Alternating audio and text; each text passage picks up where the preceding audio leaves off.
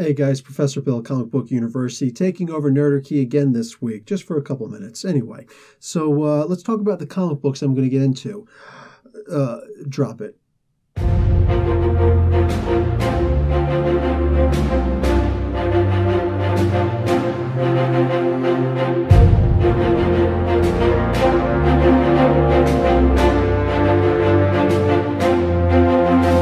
Guys, the big talk of the week is Phoenix Resurrection, issue number 2. This is going to be a 5-issue miniseries in between Jean Grey proper, issue number 10 and 11, and all that good stuff. And just, it's crazy. They're bringing back not just Jean Grey, but it looks like they're bringing back all of the old X-Men who either died or disappeared or whatever, man. They're coming back. Marvel's doing a little reset right here. Phoenix, that's the way to do it. Death and rebirth, right? From the ashes she shall rise.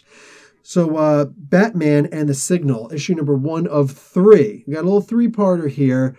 Basically, Gotham City has gotten so bad that a Bat family operating at night isn't enough anymore. Now they've got a hero with some superpowers who's going to try and take on the bad guys during the day. Yeah, that's how messed up it is. No more hiding in the light, all right? Now this character, the Signal, it's actually Duke, and he's got some powers. You get to see some of the things he can do. So we're going to talk about Batman issue number 38. Guys, here's the deal with this. I'm not going to tell you exactly what happens here. It's called The Origin of Bruce Wayne, but it's not actually Bruce Wayne they're talking about here. What we have here is Tom King, former CIA specialist, operative, who is now writing for the Batman comic books. And he has made a little murder mystery, all self-contained within this one comic book.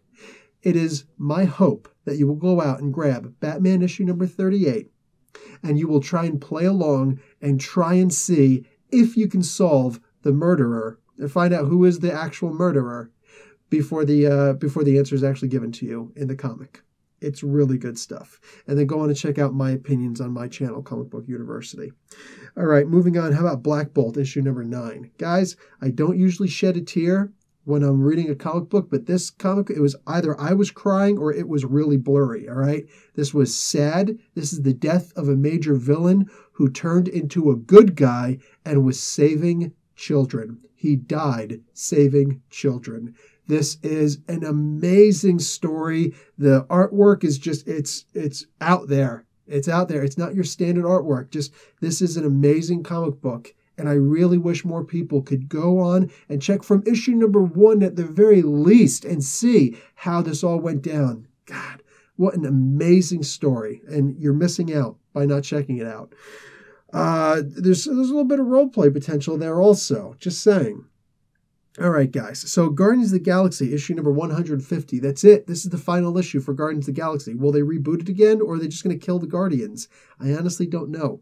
But what's happening here is the actual physical return of Adam Warlock.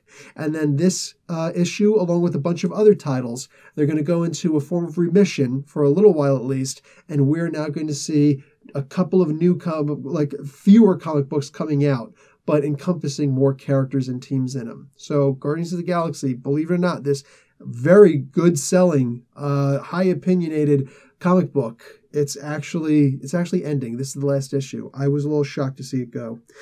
Rise of the Black Panther, issue number 1. There's going to be a little mini-series, a limited edition series. And if you want, it's kind of a bit of a revisionist history, apparently, but this first issue is not at all. You get to find out not only about T'Chaka, who is the father of T'Challa, the current Black Panther, you also get to find out about T'Challa's grandfather, T'Chaka's father, Missouri, the Wise. So, lovely story. You get to see both of these two amazing kings and the story, what went on, how T'Challa came to be born, the circumstances around there, why he's sometimes considered the orphan king. Might be some things in here you didn't know. All of this stuff is already established. This is just a retelling. The next few issues, those are the ones that are actually supposed to shake things up a little bit, but we'll see. We'll see. Let's talk about Rogue and Gambit, issue number 1. This must be a 5-parter. Guys, I was so shocked by how much I loved this. There were some moments in here where I literally put the book down and started laughing. I had to actually let go of the book because my hands were shaking so much. I was afraid I was going to rip it while I was laughing. And we don't rip comic books in Comic Book University. Just saying. All right. So, yeah, amazing comic book. I loved it. I really do wish that you'd check it out.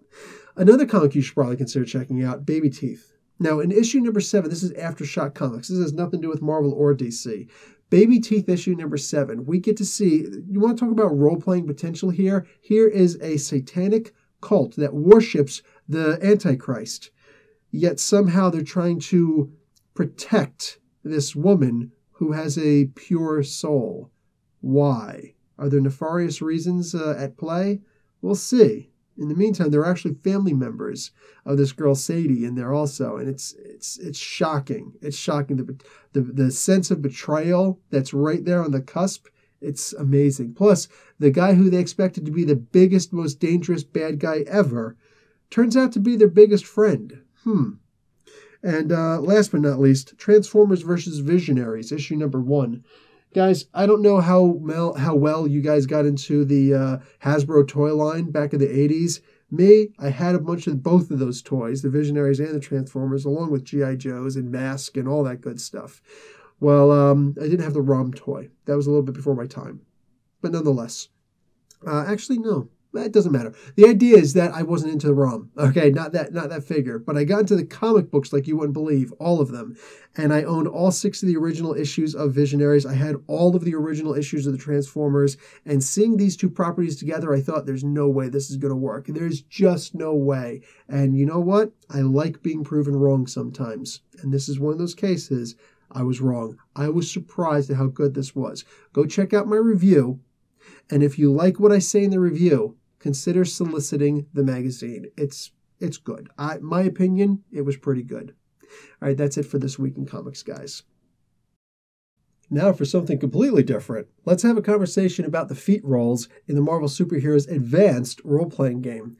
I was able to talk about that. You should see the discussion up. I hope there's a discussion over on the Nerdarchy.com website, putting this stuff out on Twitter. I'm trying to get a whole bunch of stuff out so that more people can see the game. The game, man. It's all about the game. And I want more people to be interested in the game. I mean, it's a free game, exhaustive resources. And for the love of God, aren't there enough people who are telling you that it's an amazing game? So by all means, if you're into superheroes at all, go and check it out. There are going to be links all over the place. You'll find the stuff online, all of the resources for free. A former TSR property. Just amazing. That being the case, let's actually drop it.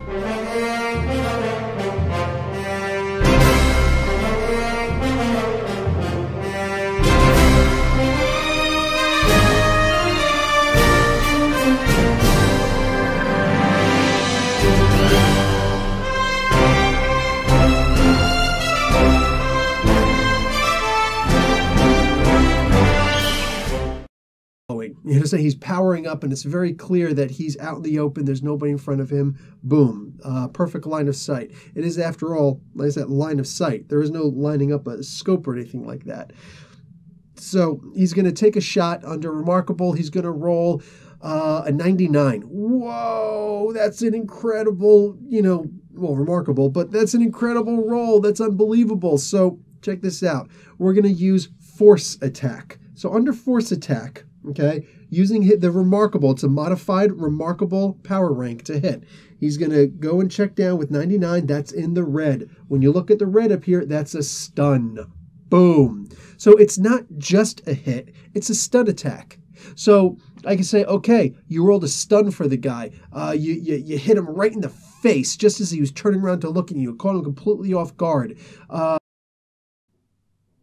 Okay, aside from that, I was able to put up Magic, Ilyana Rasputin, explained in a minute. She is the sister of Colossus, that big, brutish metal mutant who runs around smashing things. Yeah, not the green guy, the osmium metal guy. Anyway, got to put up Magic, explained in a minute. All right, so I got the bulk of the New Mutants. I'm going to take a bit of a hiatus on them. I also just did the explanation, a spotlight on story for her origin of how she became this incredibly powerful mutant, how she became the Sorceress Supreme of an other plane existence called Limbo, a little pocket dimension of a much larger dimension called Limbo. So we're going to get to see how that happened in there. 45 minutes, pretty good story. I liked it. Captive audience. Anyway, More than that, I'm going to now start explaining the Black Panther characters because that's kind of crucial. The movie's coming out in about 5 weeks. Let's see what we can do. Let's see what kind of characters we can explain. Join me as I explain those characters. All right, guys, that's it for this week. Nerdarchy, you can have the channel back, but note, you're on a short leash.